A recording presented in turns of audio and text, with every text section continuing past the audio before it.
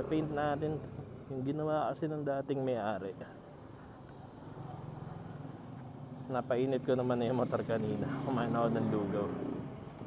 Parepaint lang natin yung mags. Ginawa kasi ng dating may-ari dito is nirepaint niya ng Pilox. Pwede ko naman anahin.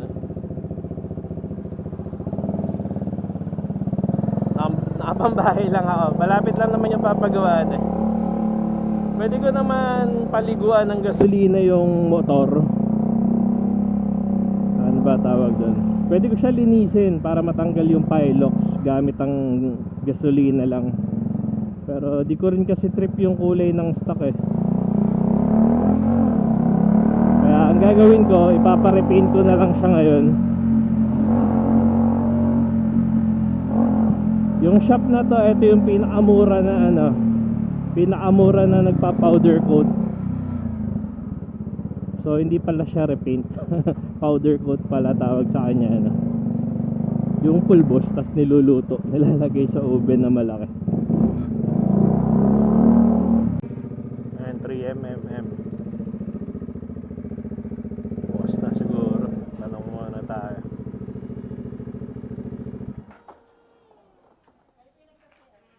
Pa. Dito pa. Diyan na tayo. Nagtanong na kasi tayo sa FB. Padiretso na lang po.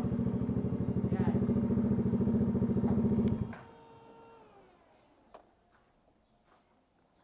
5 to 6 hours po sir, depende pa po Pa. Pero kaya naman po makuha ngayon. Opo, kaya po yan sir. Anong kulay po ba yung sabi lang po Silver. Ano po ba ma-available na silver? Pupunta tayo ng Batangas ngayon. Kasi every other month naman nasa Batangas.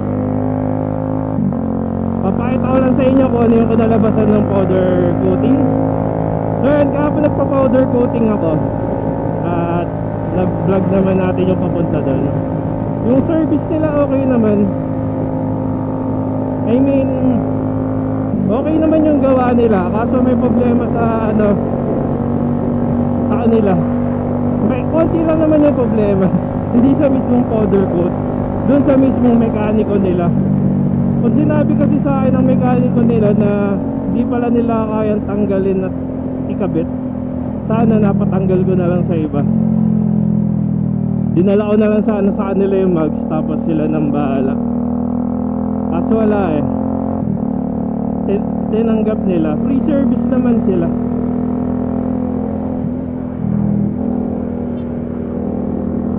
TO7, sabay tayo.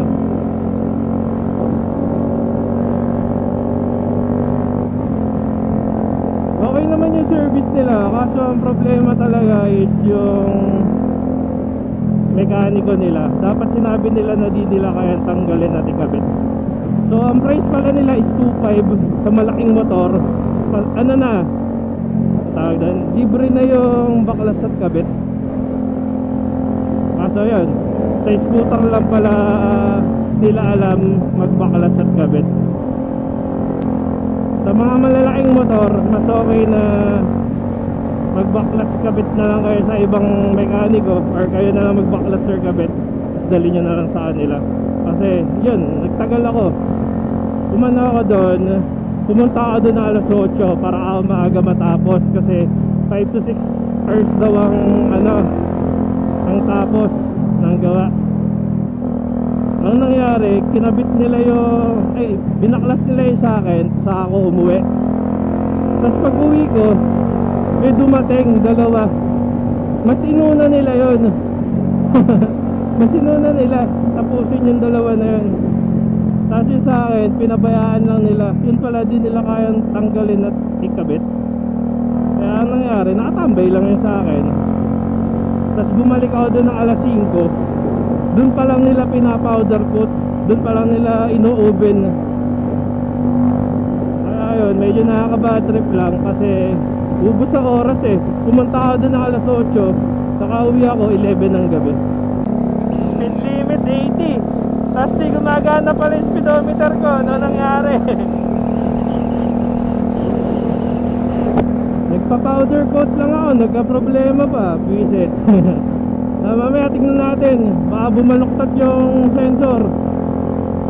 Yan sinasabi ko eh. Nice.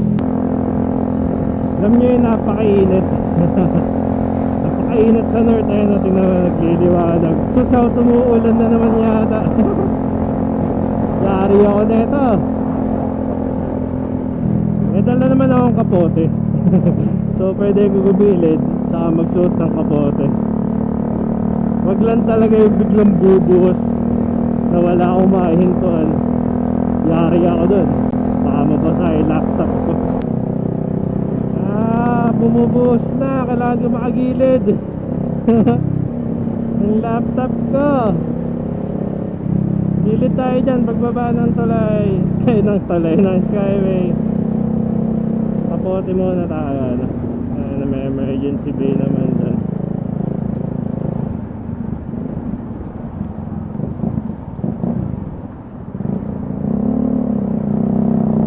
Yun tayo gawin, madahing sasakyan dito.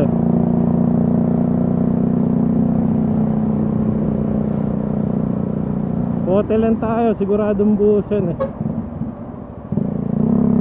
Ngayon pala 750 meters meron. Uulan. Pakita ko na rin pala sa inyo kung ano yung kinalabasan na. Ay, may mga nakamotor. Sana all Harley. Ay, hindi pala, Amerikano. Naplan tayo, pwede magsuot ng kapots eh.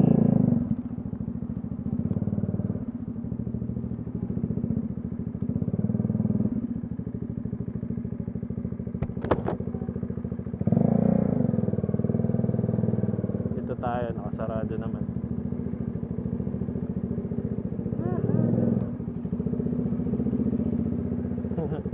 Kakapote lang.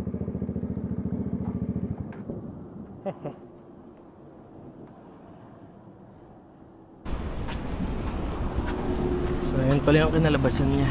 Medyo madumi-dumi na.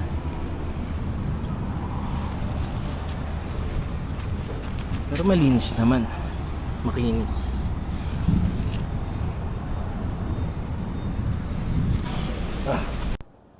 Okay na to. Always bring your teka pots.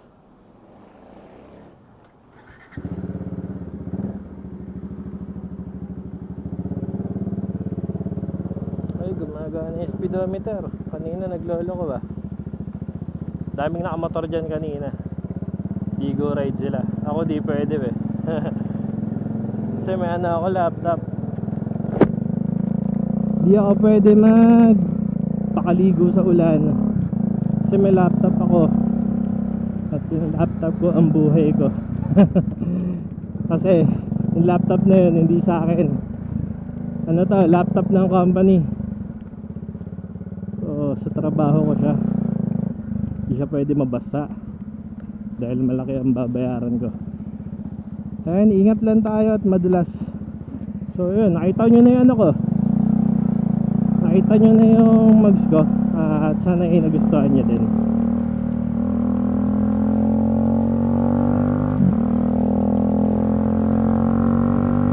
So yun lang naman, papakita ko na sa inyo yung mugs bago madumihan ng todo.